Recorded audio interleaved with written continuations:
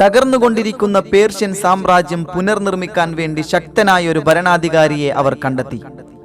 അതാണ് കിസ്റ കുടുംബത്തിലെ യസ്ദഗിർദ്, ഷഹറിയാന്റെ ധീരപുത്രൻ.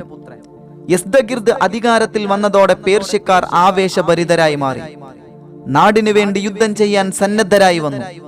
സൈന്യത്തെ പുനഃക്രമീകരിച്ചു. മുസ്ലിങ്ങളുടെ അധീനതയിലുള്ള പ്രദേശങ്ങളിൽ കുഴപ്പങ്ങൾ സൃഷ്ടിക്കാൻ പദ്ധതി തയ്യാറാക്കി. പല സ്ഥലങ്ങളും അക്രമം അഴിച്ചുവിടുകയാണ്. മുസ്ലിങ്ങൾക്ക് ചില സ്ഥലങ്ങളിൽ നിന്നൊക്കെ പിന്മാറേണ്ടി വന്നു. ആ സമയത്ത് ഖലീഫ ഉമർ ഇബ്നുൽ ഖത്താബ് റളിയല്ലാഹു അൻഹു പേർഷ്യയിലെ സ്ഥിതിഗതികൾ നിരീക്ഷിച്ചു വരികയാണ്. പ്രതികാരദാഹികളായ പേർഷ്യക്കാർ മുസന്ന റളിയല്ലാഹു അൻഹുവിനെയും അനുയായികളെയും വെറുതെ വിട്ടില്ല. പേർഷ്യയിൽ സമ്പൂർണ്ണ വിജയം നേടണം, അതിശക്തമായ യുദ്ധം നടക്കണം, വമ്പിച്ച സന്നാഹങ്ങൾ വേണം. ഒരു വൻ സൈന്യത്തെ സജ്ജമാക്കാൻ ശ്രമം ആരംഭിച്ചു. മിക്ക ഗോത്രക്കാരും സഹകരിച്ചു. 30,000 ആളുകൾ യുദ്ധസന്നദ്ധരായി.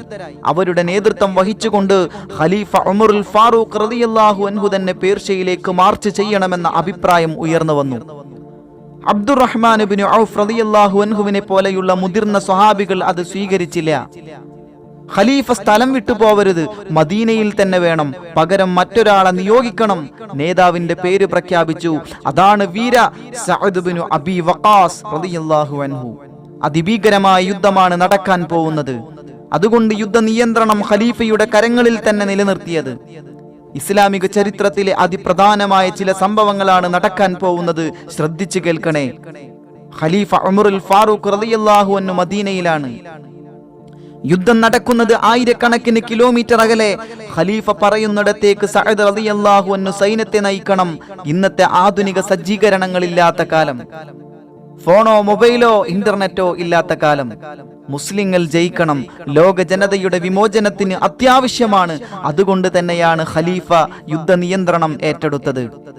ഉമർ ഇബ്നുൽ ഖത്താബ് റളിയല്ലാഹു അൻഹുവിന്റെ മഹത്തായ കറാമത്തുകൾ അതാണ് നാം കാണാൻ പോകുന്നത്. പട്ടാളക്കാരുടെ യാത്രയുടെ നിയന്ത്രണം ഖലീഫയ്ക്കാണ്. സൈനികരുടെ ക്രമീകരണവും അങ്ങനെ തന്നെയാണ്. സൈനികർ എവിടെ താവളമടിക്കണം, എത്ര നാൾ താമസിക്കണം തുടങ്ങിയ കാര്യങ്ങളും നിയന്ത്രിക്കും. സേനാ നായകന് കാര്യങ്ങളിൽ പൂർണ്ണ സ്വാതന്ത്ര്യം നൽകിയില്ല. മുസന്ന റളിയല്ലാഹു അൻഹു 8,000 പടയാളികളോടൊപ്പം കാത്തിരിക്കുകയാണ്. സഅദ് റളിയല്ലാഹു അൻഹു വന്നിട്ട് വേണം പുതിയ പോർമുഖം തുറക്കാൻ. മുസന്ന റളിയല്ലാഹു അൻഹുവിനോടൊപ്പം ഭാര്യ സൽമയുമുണ്ട്. പേർഷ്യക്കാരുമായുള്ള നിരന്തര യുദ്ധങ്ങൾ നയിച്ച മുസന്ന റളിയല്ലാഹു അൻഹുവിന്റെ ശരീരത്തിൽ കുന്തം കൊണ്ടുള്ള മുറിവേറ്റിരുന്നു. ചില ചികിത്സകൾ ചെയ്തുവെന്നല്ലാതെ ശരീരത്തിന് വേണ്ടത്ര വിശ്രമം നൽകിയില്ല. ആ മുറിവ് വെച്ചുകെട്ടി പിന്നെയും യുദ്ധങ്ങൾ തുടരുകയായിരുന്നു. മുറിവ് പെട്ടെന്ന് പഴുക്കുകയും വ്രണം ആപൽക്കരമാവുകയും ചെയ്തു. സഅദ് റളിയല്ലാഹു അൻഹു എത്തിച്ചേരുന്നതിന്റെ മുമ്പ് തന്നെ ധീരനായ മുസന്ന റളിയല്ലാഹു അൻഹു വഫാത്തായി. ഇന്നാ ലില്ലാഹി വ ഇന്നാ ഇലൈഹി റാജിഊൻ. ആ മഹാനോടൊപ്പം നാം ഏവരെയും അല്ലാഹു തആല സുവലോക സ്വർഗ്ഗത്തിൽ ഒരുമിച്ച് കൂട്ടുമാറാവട്ടെ. സകല മുസ്ലിങ്ങളെയും വേദനിപ്പിച്ച സംഭവമായിരുന്നു ആ മരണം. ദിവസങ്ങൾ കഴിഞ്ഞ് സഅദ് ഇബ്നു അബി വഖാസ് റളിയല്ലാഹു അൻഹു എത്തിച്ചേർന്നു. മുസന്ന റളിയല്ലാഹു അൻഹുവിന്റെ വേർപാടിൽ അദ്ദേഹം വളരെ ദുഃഖിതനായിരുന്നു. വിധവയായി തീർന്ന സൽമയെ പിന്നീട് സഅദ് റളിയല്ലാഹു അൻഹു വിവാഹം ചെയ്തു. ഖാദിസിയ, ചരിത്ര പ്രസിദ്ധമായ സ്ഥലം, ഫലസമൃദ്ധമായ മേഖല.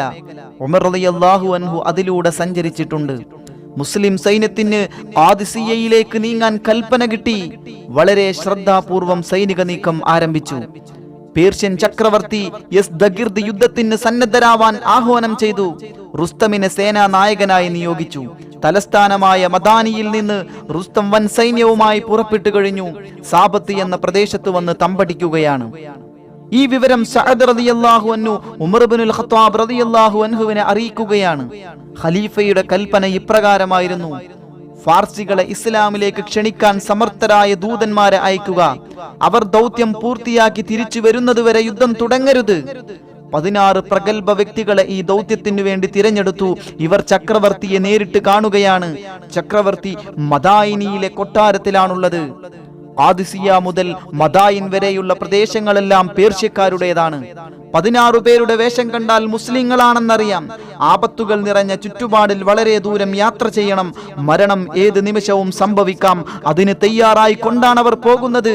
ആഡംബരങ്ങൾ നിറഞ്ഞു നിൽക്കുന്ന കൊട്ടാരം, അതിന്റെ മുറ്റത്ത് നിൽക്കുന്നു 16 പേർ. എന്തൊരു വേഷം! വെറും സാധാരണ വേഷം. ഇവർ ചക്രവർത്തിയെ കാണാൻ വന്നതാണ്. കണ്ടവർക്കെല്ലാം ആശ്ചര്യം. അവരുടെ കൽബ് നിറയെ ഈമാനാണ്. പ്രവാചക സ്നേഹമാണ് അവരുടെ ആഭരണം. തൗഹീദാണ് അവരുടെ ആയുധം. എന്തൊരു കൊട്ടാരം! പ്രൗഢി നിറഞ്ഞ ഹാളുകൾ, അതിശയിപ്പിക്കുന്ന കാർപ്പറ്റുകൾ, അലങ്കാര ദീപങ്ങൾ, വില കൂടിയ ഇരിപ്പിടങ്ങൾ. യസ്ദഗിറിന്റെ വേഷം. അഹങ്കാരം നിറഞ്ഞ സ്വരത്തിൽ ചോദിച്ചു, നിങ്ങൾ എന്തിനിവിടെ വന്നു? സംഘനേതാവായ നുഅ്മാൻ ഇബ്നു മുഖ്രിൻ റളിയല്ലാഹു അൻഹു മറുപടി പറഞ്ഞു, സർവശക്തനായ അള്ളാഹുവിനെ കുറിച്ചും അന്ത്യപ്രവാചകൻ മുഹമ്മദ് മുസ്തഫ സല്ലല്ലാഹു അലൈഹി വസല്ലമ തങ്ങളെ കുറിച്ചും സംസാരിച്ചു. ഇസ്ലാം എല്ലാ ജനങ്ങൾക്കുമുള്ള ദീൻ തന്നെയാണ്. അതിന്റെ സന്ദേശം നിങ്ങൾക്ക് എത്തിക്കുകയാണ്.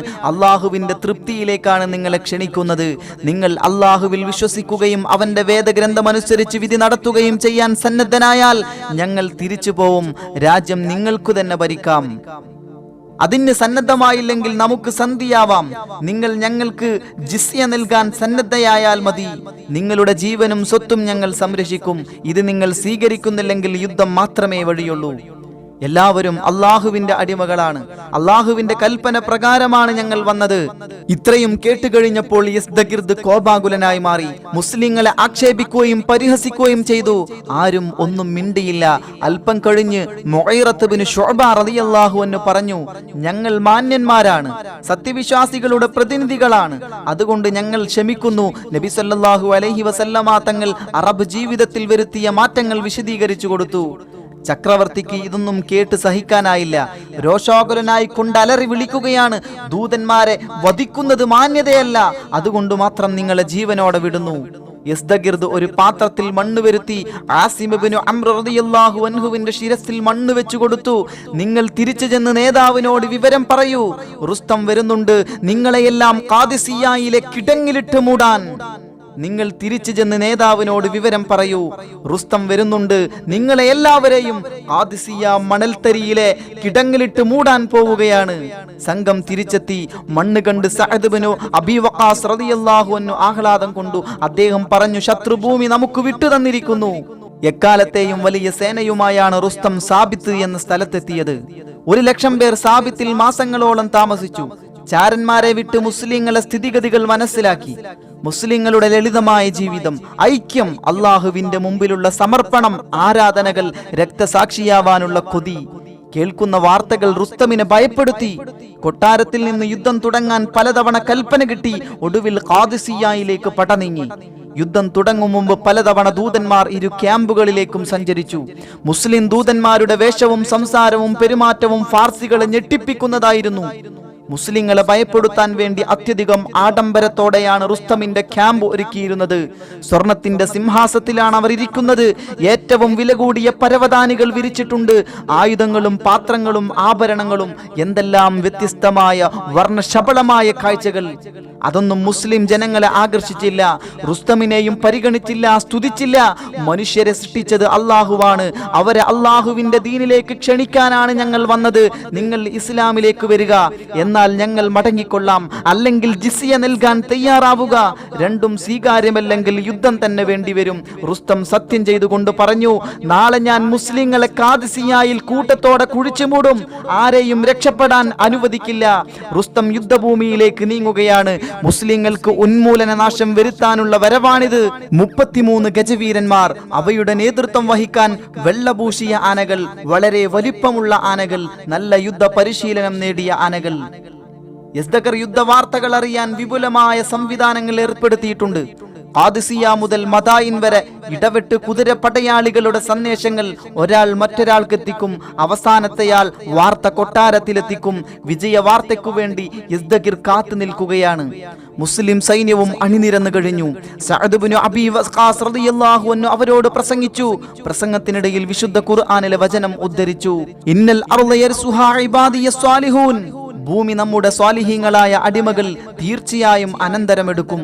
ഈ വചനം ഉദ്ധരിച്ചുകൊണ്ട് ഉജ്ജ്വലമായി പ്രസംഗിക്കുകയാണ്. ഈ നാട് നമ്മുടെ വാഗ്ദത്ത ഭൂമിയാണ്. നാം ഇതിന്റെ അവകാശികളാവാൻ പോകുന്നു. പോരാടി നേടൂ. ഒന്നിച്ചു നിൽക്കണം, എങ്കിൽ ഇഹത്തിലും പരത്തിലും വിജയം. ഭിന്നിച്ചാൽ ഇവിടെ നിന്ദ്യരായിത്തീരും, പരലോകത്ത് പരാജിതരവുമാവും. കവികൾ കവിത ചൊല്ലി യോദ്ധാക്കളെ ആവേശഭരിതരാക്കി സമരഗാനങ്ങൾ ഉയരുകയാണ്. പ്രസംഗകർ പ്രസംഗിക്കുന്നു, ആവേശം അലതല്ലുന്നു. ജിഹാദിനെ കുറിച്ചുള്ള ഖുർആൻ വചനങ്ങൾ ഉച്ചത്തിൽ പാരായണം ചെയ്യുകയാണ്. ചിലർ ഷഹീദാവുന്നതിന്റെ പുണ്യം, സ്വർഗത്തിലെ പദവികൾ, അവയെക്കുറിച്ചാണ് കേട്ടുകൊണ്ടിരിക്കുന്നത്. ഒന്നുകിൽ ഷഹീദാവുക, അല്ലെങ്കിൽ വിജയിക്കുക. ആ ചിന്ത മാത്രമേ മുസ്ലിം സൈനികരുടെ മനസ്സിലുള്ളൂ. ഫാർസികൾ ദേശത്തിന്റെ പേരും രാജാവിന്റെ മഹത്വവും പറഞ്ഞ് ആവേശം പകരാൻ ശ്രമിക്കുന്നു. 4 തക്ബീറുകൾ കേൾക്കാം. ഒന്നാമത്തേത് കേട്ടാൽ ആയുധമെടുക്കുക, രണ്ടാമത്തേത് കേട്ടാൽ പോരിന് തയ്യാറാവുക, മൂന്നാമത്തേത് കേട്ടാൽ ആയുധം പ്രയോഗിക്കാൻ ഒരുങ്ങുക, 4ാമത്തെ തക്ബീർ കേട്ടാൽ പോര് തുടങ്ങുക. പട്ടുവസ്ത്രം ധരിച്ച ഫാർസി യോദ്ധാവ് ആദ്യം പടക്കളത്തിലിറങ്ങി. അവനെ നേരിട്ടത് അംർ ഇബ്നു മഅദി ഖരീബ് റളിയല്ലാഹു അൻഹു.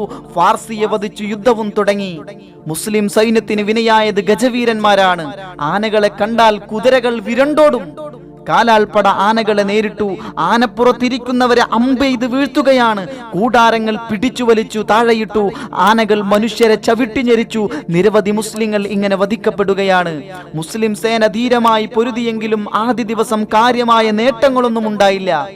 രാത്രി യുദ്ധം നിർത്തി. രാത്രി രക്തസാക്ഷികളെ ഖബറടക്കി. മുറിവേറ്റവരെ ക്യാമ്പിലേക്ക് മാറ്റി പരിചരിച്ചു. 2ാം ദിവസം പ്രഭാതമായി. ഖലീഫയുടെ കൽപ്പന പ്രകാരം 3 വിഭാഗം സൈനികർ 3 സ്ഥലങ്ങളിൽ നിന്നായി എത്തിച്ചേർന്നത് ഈ പ്രഭാതത്തിലാണ്. ആവേശകരമായ രംഗമായിരുന്നു അത്. 2ാം ദിവസത്തെ യുദ്ധം അതിഘോരഘോരമായിരുന്നു. പേർഷ്യൻ പക്ഷത്ത് 10,000 യോദ്ധാക്കളാണ് നിലം പതിച്ചത്. മുസ്ലിം പക്ഷത്ത് 2,000 പേരും മരിച്ചവരും മുറിവേറ്റവരും ചേർന്ന കണക്കാണിത്. രാത്രി വൈകിയാണ് യുദ്ധം നിർത്തിയത്. 3ാം ദിവസം അതിരാവിലെ തന്നെ യുദ്ധം തുടങ്ങി.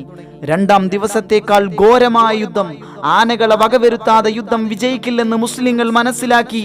ഈയിടെ മാത്രം ഇസ്ലാം സ്വീകരിച്ച ഒരു കൂട്ടം ഫാർസികൾ മുസ്ലിങ്ങൾക്കൊപ്പമുണ്ട്.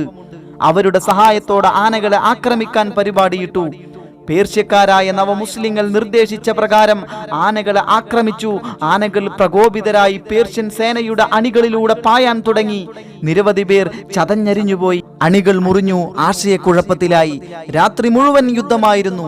മരിച്ചു വീണവരെയും മുറിവേറ്റവരെയും മാറ്റിക്കൊണ്ടിരുന്നു. വിശ്രമമില്ലാത്ത രാത്രി കടന്നുപോയി. പ്രഭാതമായി. 4ാം ദിവസം കടന്നു വന്നത് ഘോര യുദ്ധത്തിലേക്കാണ്. വിജയം വരിക്കണമെങ്കിൽ റുസ്തമിനെ വധിക്കണം. അതിനെന്തു വഴി? ഒരു കൂട്ടം മുസ്ലിം യോദ്ധാക്കൾ പുറപ്പെട്ടു. വളരെ നേരത്തെ ശ്രമത്തിനു ശേഷം അവർ റുസ്തമിന്റെ അടുത്തെത്തി.